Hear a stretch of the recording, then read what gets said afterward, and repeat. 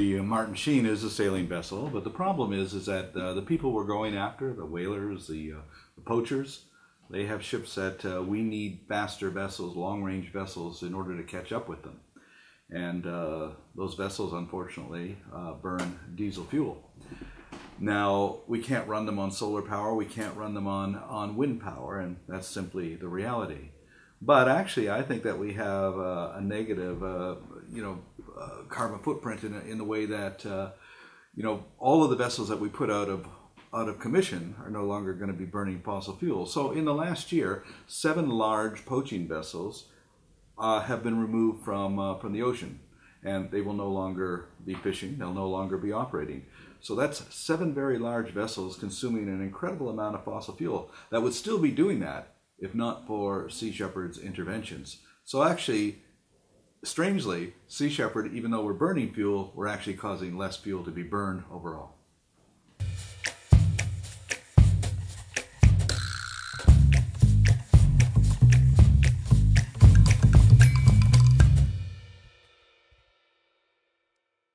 We're trying to present the links towards, everything is interconnected.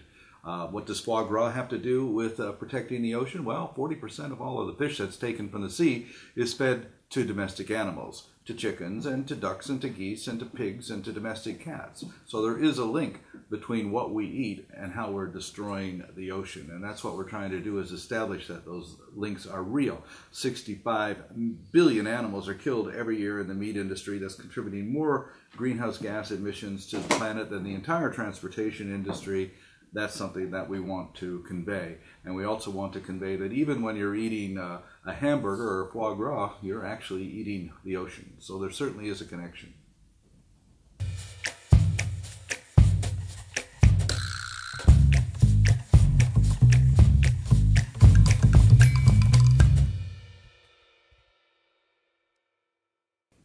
There are many organizations that focus on the cruelty of the meat industry, but Sea Shepherd is a conservation organization, specifically a marine conservation organization. So what we're focusing on is the damage caused overall to the environment by the meat industry.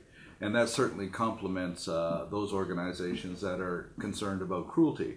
I mean, you could ask the same question to these humane organizations. How come you don't talk about the environmental problems associated with the meat industry?